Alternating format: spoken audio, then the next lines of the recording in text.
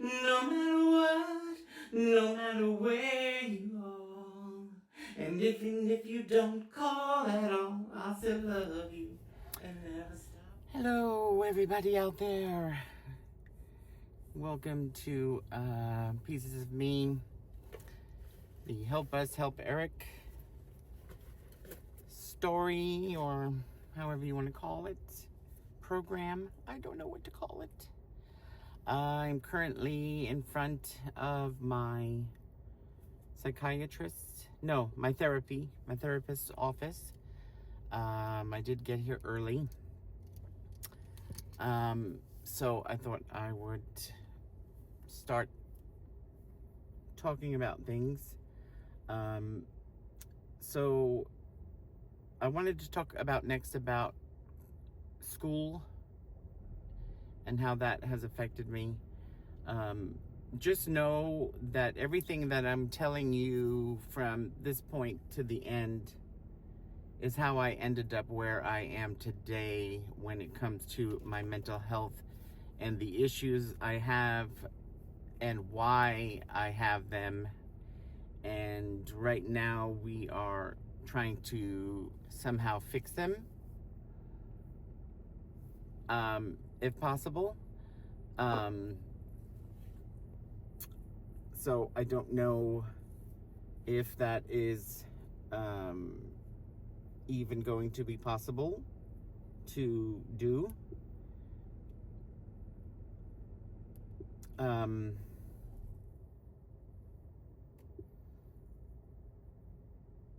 on, I'm just going to shut the Bluetooth off because it keeps trying to connect to my phone.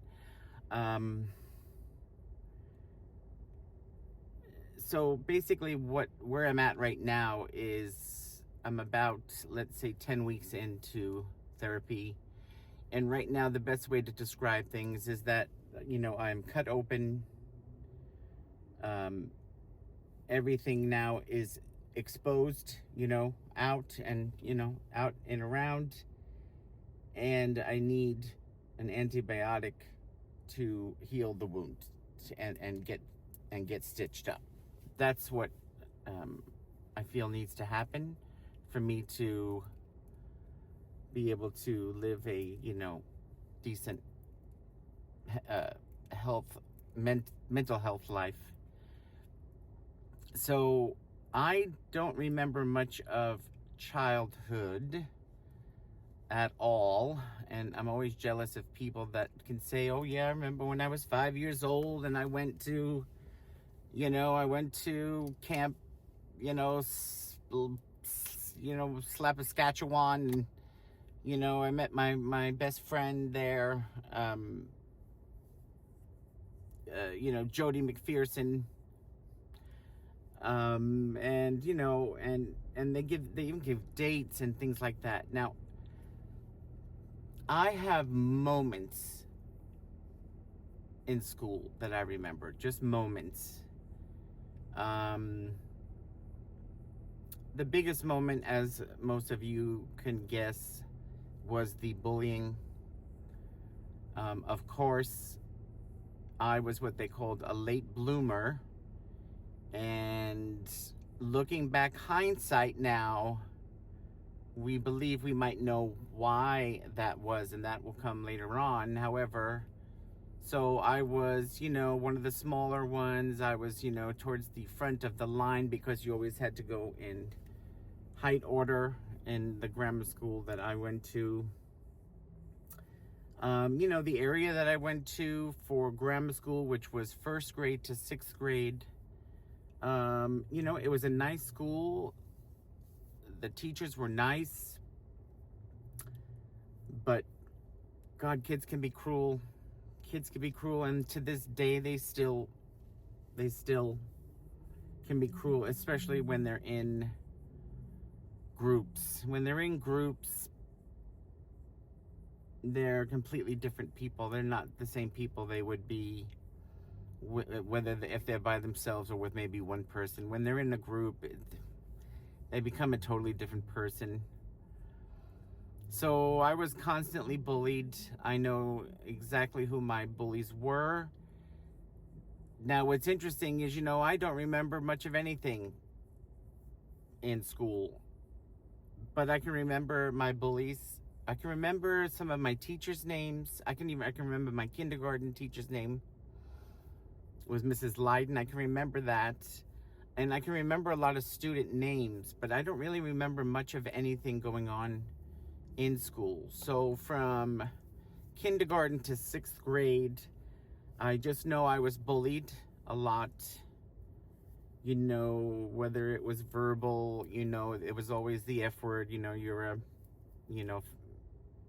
the FAG word, a homo, and all those derogatory, terrible things, as well as, being pushed and tripped and everything like that. And I can remember always trying to avoid them as much as I could. I would take the long way around wherever I went. It was a public school that I went to. I always tried to avoid any confrontation, and to this day I still do. So in that school, you got report cards with letters. So E was excellent, U was unsatisfactory. I guess there was an F, I don't remember. And then, there were other ones. Now, I always got a U in self-control. Always got a U in self-control. Now, I never understood what that meant. But every year, I swear, every year, I think they did report cards. I think there were four report cards for that grade, and I always got a U in that, and I never knew what it meant.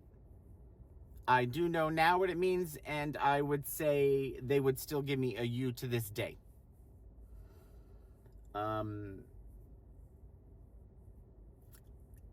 Because it was a personality issue, as well as a mental health issue. Hello. So that was one of the signs there, that you in self-control throughout the 7 years in grammar school. And the other constant in there was that Eric doesn't apply himself, and that I came across as lazy.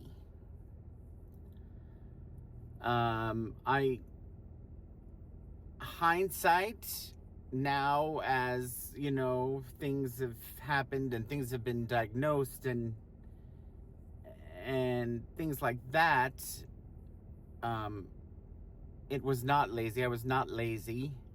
It would have been considered a learning disability. I would have had what they call now a learning disability. So when you get labeled as lazy for 7 years, that screws with you, guys. And again, it was hard for me to even comprehend it. So what ended up happening is in 3rd or 4th grade, I ended up getting left back. So left back meaning I had to repeat a grade. So I can't remember if it was 3rd or 4th, but let's say it was 3rd grade. Let's say it was 3rd grade. And that was Mr. Gold. Well, I end up getting left back, which is a horrible mental thing for a child, because all the friends that you have made in all those years now are moving on, and you are then now with a whole group of other people. So that was traumatic in itself. I learned only much later in life that the teacher had asked my mother if they should leave me back, and my mother is the one that told them yes. So essentially it was her that left me back, not the teacher. The teacher left it up to her, which I never knew. I can also tell you that we had taken a school bus to and from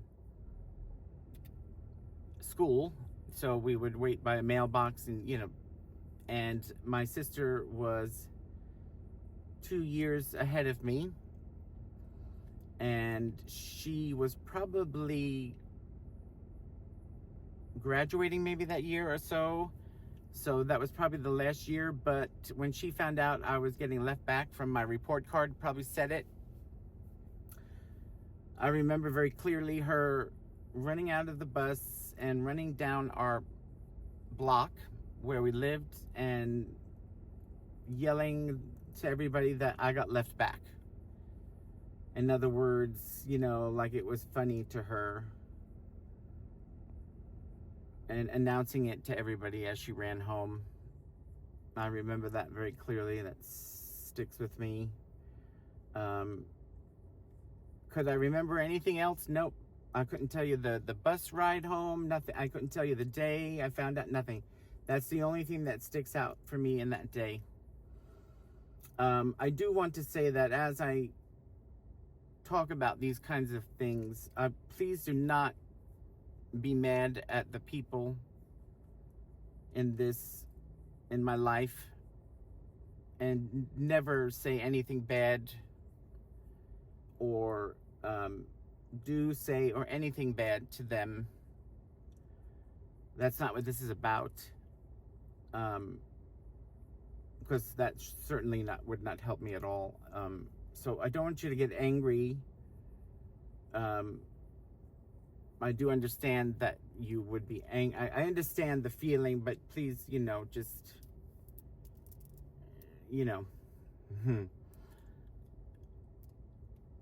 I just don't want anything negative to come about from this. I've got enough, on my plate. So, but it was quite evil. So I never knew that my mother and my sister had, essentially played a huge part in that aspect of me getting left back. So then that created, a whole new circle of friends, circle of enemies, circle of bullies, circle of a lot of things. And one of the screwed up things was, now I don't know if it was the next year or the year after, I ended up getting the same teacher that left me back as my teacher again. I don't know how they allowed that. They should have never allowed that to happen, but they did anyway. That did end up happening. So I ended up having to deal with the teacher that had left me back. I did have mostly good experiences with my teachers, to be honest with you. Two in particular. Mrs. Hefner was, I believe, my 5th grade teacher, and the most special person for me was Mrs. Pitteret. She was tall and thin and lanky. She had long, straight hair, and she was as kind as kind could be. She saw something in me that nobody else did, and I don't know why to this day she did, but she was special. And I can tell you that years later, she ended up being the principal of that school, which was very interesting to me. And well-deserved, I will add. Well-deserved. She's a great person to do that. And I am connected to her on Facebook, and I have written to her over the years, just so you know. So here's the interesting thing. You know, she did see something in me. However, you know, my issues were not fixed because they weren't known, right? Or known how to be dealt with, let's say. And she ended up recommending me for what they called an SPE class. So she would have been my 6th grade teacher, so my graduating teacher. And in New York, in most schools, you go to 6th grade, then you go to a middle school for you go to a middle school for 7th and 8th grade, and then you go to high school for the rest of the 4 years. So I had a 2-year middle school to go to, which was also a public school.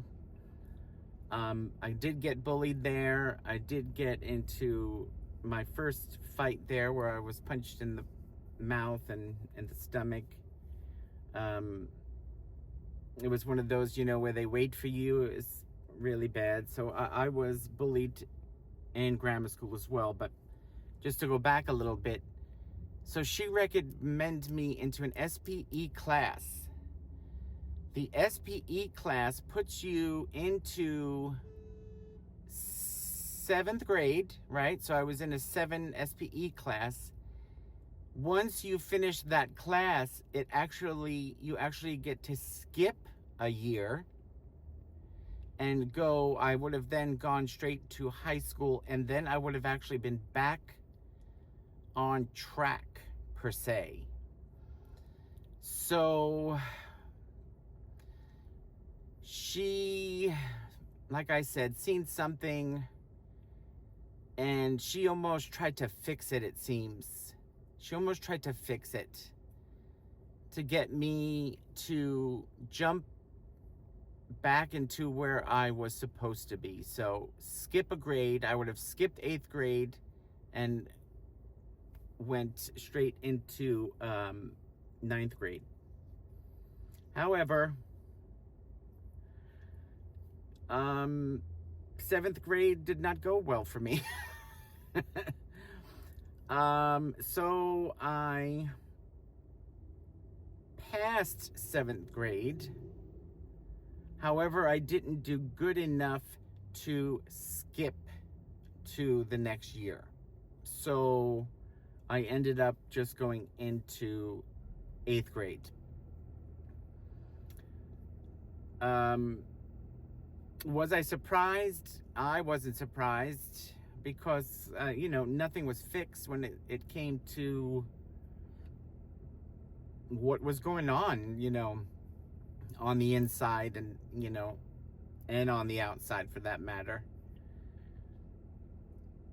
And it wasn't as easy as it looked, you know.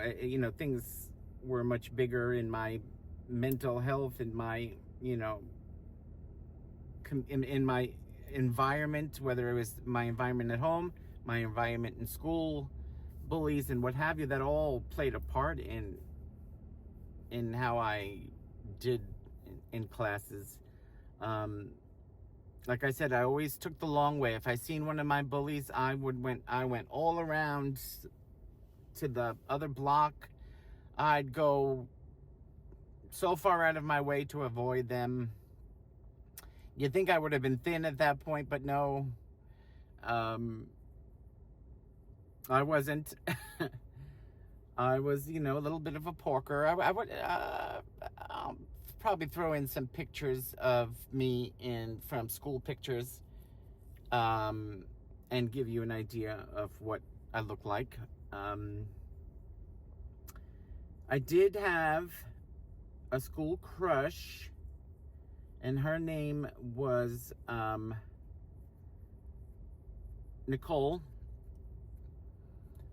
And also, I had a crush on a girl, Janice, who is on my Facebook page to this day.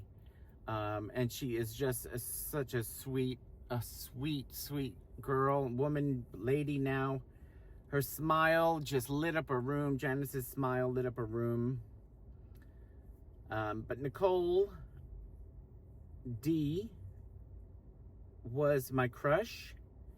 And if you guys know, when it comes to, if you guys remember yearbooks, if you guys remember, not yearbooks, do you remember these books here? Who remembers? I could smell it right now. I could smell it. It's got a smell. Do you guys remember these? This was your autograph book, where everybody would autograph or sign your book, including teachers, students, friends, you know, even people that weren't in your school. And also 13, there were numbers that meant something on the pages. If you do not remember, at least that's how it was in New York. And the ones that I can remember were 13 was the person you did not like, and 16 was the person that you had a crush on. And I don't remember if there were any other numbers, but to no surprise to me, 13,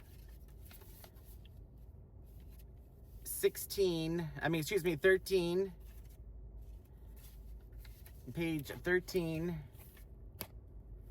right here, was my sister. I had my sisters flying through. So right there, that was telling you so much, telling me so much already at that point of my life. She wrote, "Remember Grant, remember Lee, heck with them, remember me." And then she wrote, "Too good to be forgotten." That's what she wrote on that. And then on page 16, which this is what has stick with me for a long time. And I'm going to end with this because I have to go into therapy. And then I'll come back and finish. But this has stuck with me for my whole life, through my worst of times, especially because this came into my mind, came in my mind, and almost gave me a reason. So here's what Nicole wrote. And remember, this is 6th grade. I don't know how old you are in 6th grade, but this was 6th grade. She said to Eric, "Good luck in junior high school.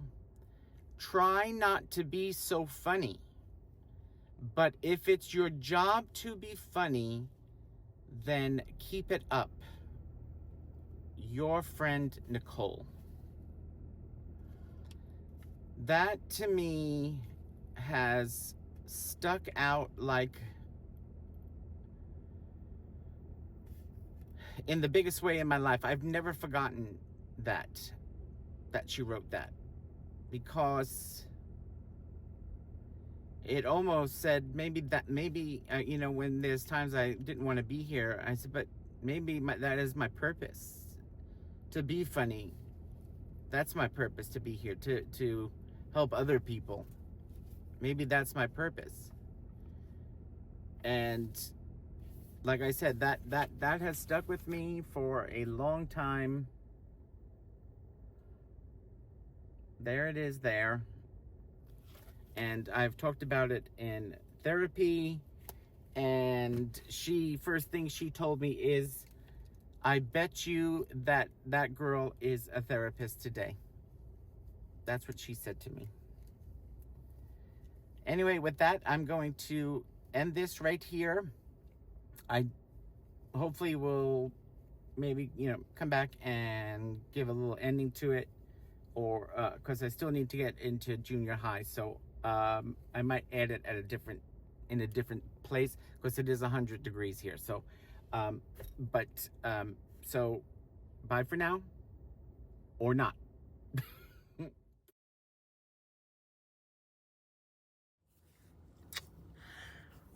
Okay, guys, so as you can tell, it's a different day. I am back at therapy. I did have a rough week, I have to be honest with you. It's probably the most exposed that I have felt, where I have regressed a little bit, which is, to be expected, because you're letting everything out so that, things could be corrected. So, like I've said before, it's like you're an open wound, and but I believe I left off at middle school, because I'm trying to do my school years. So I did 7th and 8th, which we call middle school. And I don't have very many memories in those 2 years. It's kind of foggy. But I definitely had bullies, things like that, and teasing going on. I would say it was a little less, though, than grammar school. And then I went into high school. I did go to a Catholic high school, the school that I was zoned for, because in New York, in public schools, you are zoned by where you live. Depends on what school you go to, and the school that I was designated to go to was known to be not a good school, not a safe school. So I did go to a Catholic high school, and I was lucky enough that my neighbors, a couple of my neighbors, went to the same school, and so we actually met up every morning on the block, and we walked, I don't know how far it was, maybe a 25-minute walk to the train station, 30-minute walk, something like that. I don't remember. To the train, where we would take the train. And honestly, because of them, there were 2 girls. They did make my high school years easier, because I did have an automatic connection there with them, and they already had a group of friends there, so I already had a little clique there with them, and I felt safe. So my high school years were not really bad when it comes to the teasing too much. And at that point, I was older. Was there still teasing? Yes. I did have problems because I was, heavier set, and, I was a bit chesty, and, they used to ask me what bra size I was, things like that. Things that nowadays you might giggle about, but back then it was horrific, where I wouldn't even change for gym because I didn't even want to deal with it. That's, how that went a lot of the times, where I wouldn't even bring my uniform to change. And I did see other kids getting teased while I was sitting out, because, you weren't allowed to play and things like that. I did have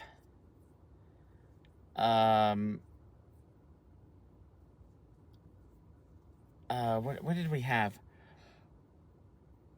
At one point, we had gym every day or so, and then at one point it switched to, you would have religion class for one half of the year, and then you would have gym class the other half of the year, is how that worked at one point, which made me kind of happy. I did have to go to summer school one year. I believe it was junior year for my English class, So I had to go to summer school, which, you know, is never fun. But once again, you know, it was not a behavioral thing. It wasn't, you know, I was bad or anything. It was ended up being, you know, issues that I now know were larger than, you know, the perceived notion that I was lazy and things like that. So I did go to summer school, and the standout thing there was the teacher at that time was actually the religion teacher during regular school days, and in summer school he was the English teacher. And I believe I was a junior, either a sophomore or junior, I don't remember exactly. And he did ask me out for some, I don't know, a drink or something, or I don't remember what it was. But I obviously said no. It was just uncomfortable. It was just weird. And years later, when I was older and wiser, I did see him at a gay bar later on. In the years, I saw him at a gay club. Didn't say anything. Didn't go up to him or anything. But I thought that was an interesting thing. The other interesting thing that I had dealt with, which we are learning more about now, which will come up, you know, in another session of this, but I did not go through puberty until in between freshman year and sophomore year. So the summer, when I got out of school freshman year, that summer I went through puberty, and then so sophomore year I, you know, was pretty much done with puberty. That was extremely late. They called me a late bloomer, which I now have learned why, and hopefully I'll be able to explain that to you in another thing. But and if you think about it, I also had gotten left back, so technically I did not hit puberty until technically the summer of after sophomore year into my junior year, because I had gotten left back. So meanwhile, you know, when I was a freshman and other freshmen, they had full beards and their asses were hairy and whatever, and I was like a little bald mole rat. Let me just check the time because I gotta check in with therapy. I can't really see, to be honest with you. The sun has blinded me. And so I graduated with no problem. You know, I got my diploma and all that, and that was done. So the worst years were definitely the grammar school years, which were the hardest, because I would say the kids were the cruelest in that time zone, you know, in that time frame, I should say. And like I said, it did get better when it came to dealing with the kids, as you know, as I got older and wiser. I will say, if I could just see what time it is, though. Can I see what time it is? Holy Jerusalem. All right, I still have a few minutes. I will tell you that in my sophomore year, I asked a girl out who was in my choir class. She was a freshman and I was a sophomore. She was very sweet girl. We were together probably on and off for 4 years.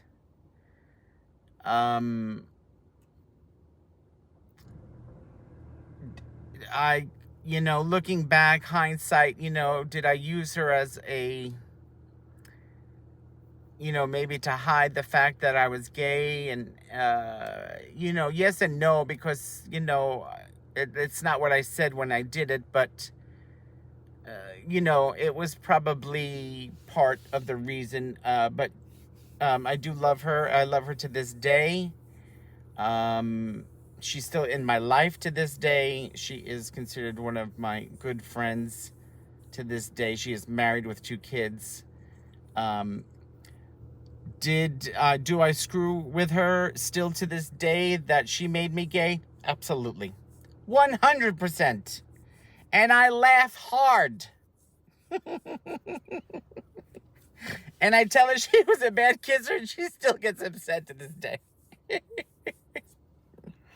I should tape her saying about how upset she gets when I still do that to this day. Like I said, she's very sweet. I did go to, she did not go to my prom. I went with my other best friend who was in my year. But I did go to her prom the year after that. She took me to her prom. So that is my school years. I did go to a trade school after that. I did go to hair school, to cosmetology school. I went full-time there, and I graduated there with my license. And that all actually was fun, and I enjoyed that very much. And I had gotten my license in 1989. 1989, I got my cosmetology license, and I worked in hair until George and I left New York. And California is one state that does not allow the exchange of license, no matter how long you worked in that business. So every other state, you could just, get a new license in that state and transfer it. But California, they didn't. And I knew that, so I knew I was leaving the business when, and I was fine with that because I was burnt out.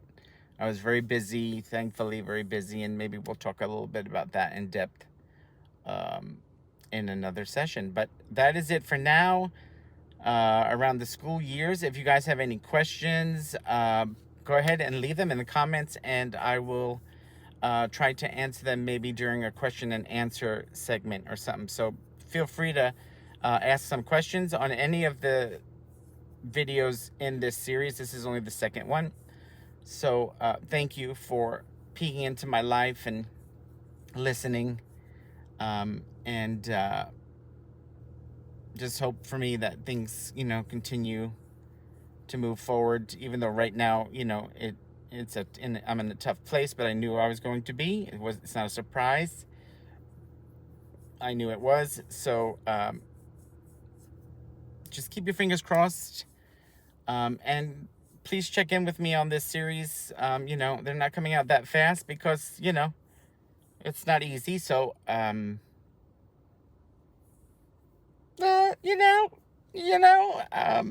anyway, stay happy, stay blessed, stay safe. And we always hope you smile until it hurts. Obviously, this one here, this series, we know is a tough series. So, but we always hope the best for our watchers. So I wish the best for you, and I hope you get to smile until it hurts